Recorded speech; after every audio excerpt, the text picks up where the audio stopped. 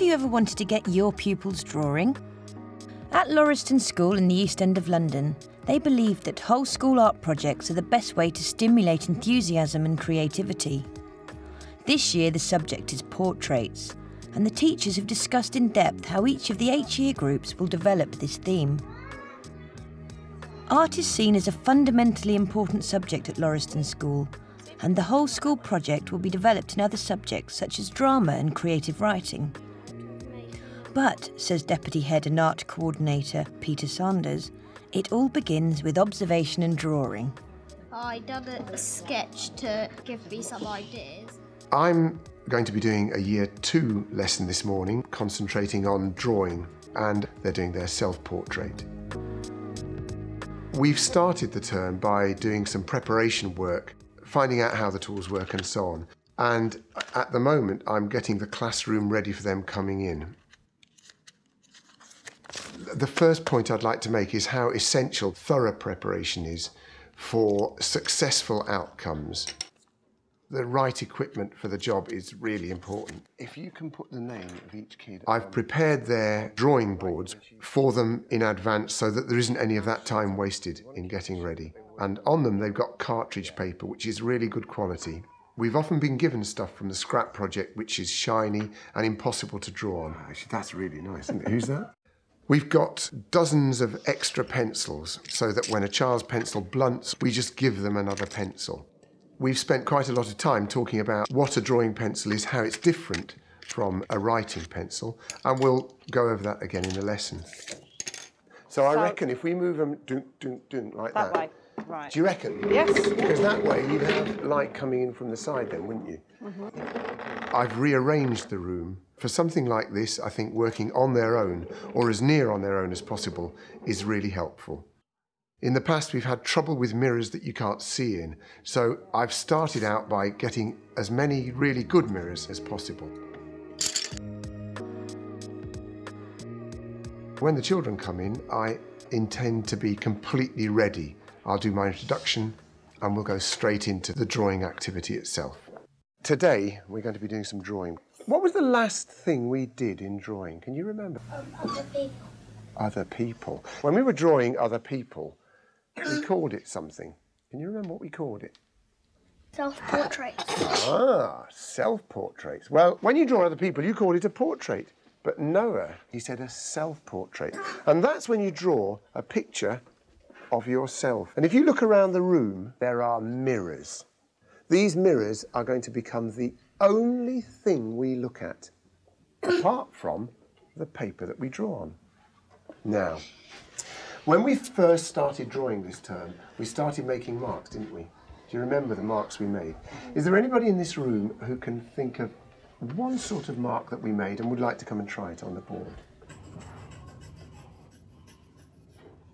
Beautiful. Some light lines there.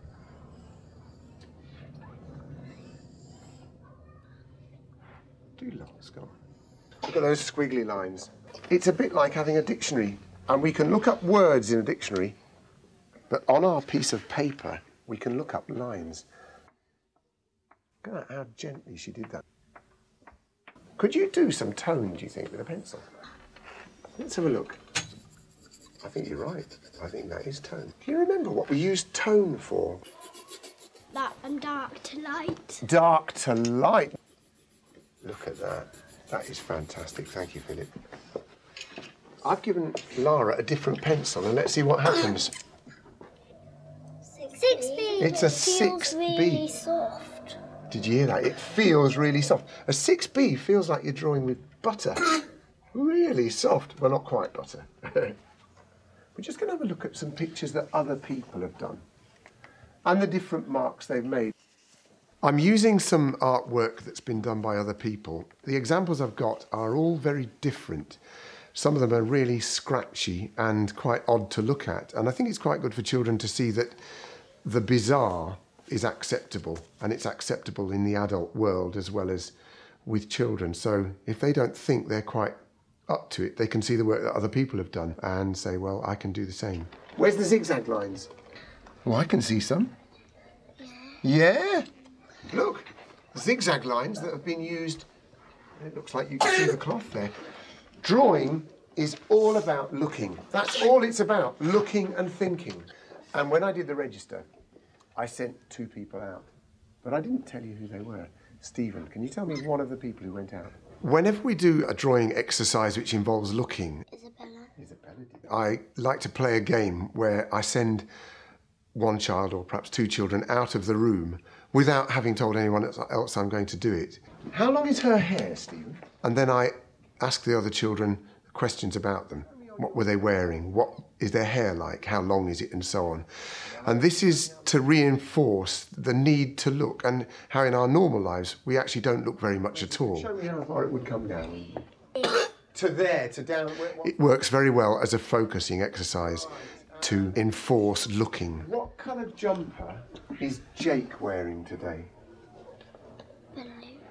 Shall we see them? Although children are brilliant at it, they often miss key factors. Wait outside for so long. I bet you thought we'd forgotten you.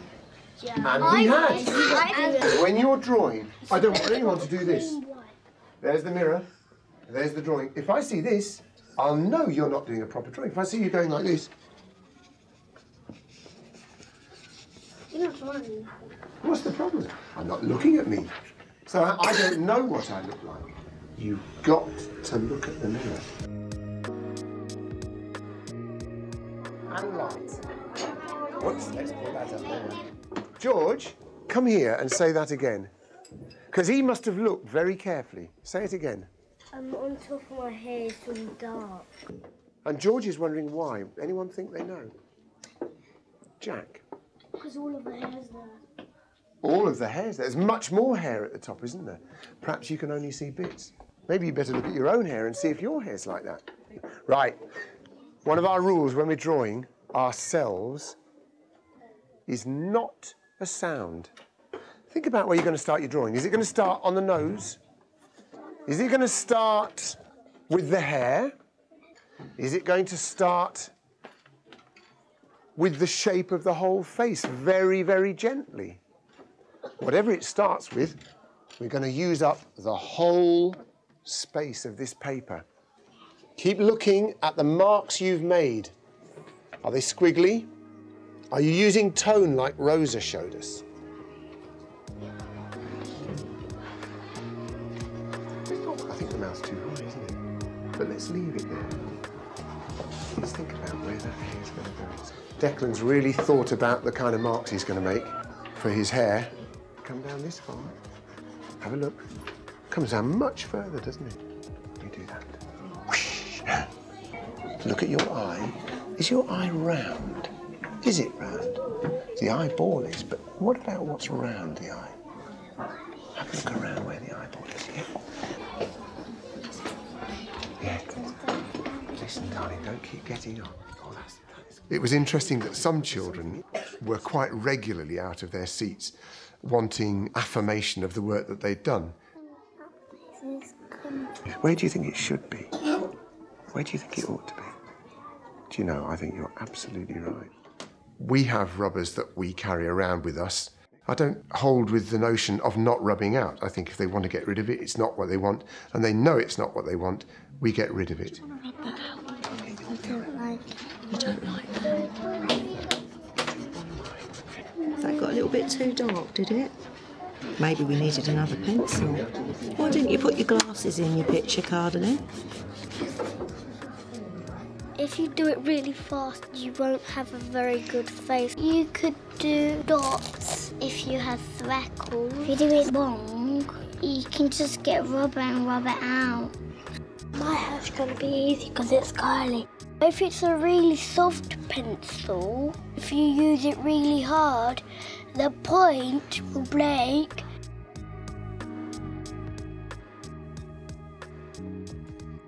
Do you know, everybody is really looking incredibly carefully.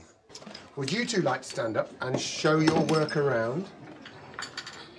And while they're showing it, you have a look at what you've drawn and think to yourself, what else can I do? You've got 5 more minutes. So let's have a long look. Right, this is beautiful. Do you know what we're talking about? Shading, about tone. It's very, very dark here, isn't it? Around the eyes. The eyes are bright. But actually around the eyes is not bright, it's dark, isn't it? Your skin is darker than my skin. I wonder if you could have a look at what Noah's doing there. Can you see the tone he's putting on there? If I look at this side of your skin, it's much darker than this side because the sun is on this side and the shade is on this side. So go and have a long look at yourself and add that shade. You certainly are. Yeah, Phoebe's just asked a really important question. She's just said, are you allowed to do necks? If you can see your neck in the mirror, do it. Because they're part of you, aren't they? Yeah, so go and do them, Phoebe. That's great. Yeah, shadow. Declan's doing some shadow here. Fantastic. And put your pencils down. And put your hands on your head. I was really pleased with the way the lesson went today. I think the children worked extremely well, especially considering that they're only 3 weeks into being Year 2 children, so they're still very young. They drew for about an hour, which I think is extraordinary for such young children. And I was worried that they wouldn't spend that long drawing and that I couldn't ask them to. They do well. Yeah. And I think they picked up what the whole idea of the lesson was. We were talking about tone, we were talking about line, we were talking about looking, and they really, really got everything that we talked about at the beginning of the lesson.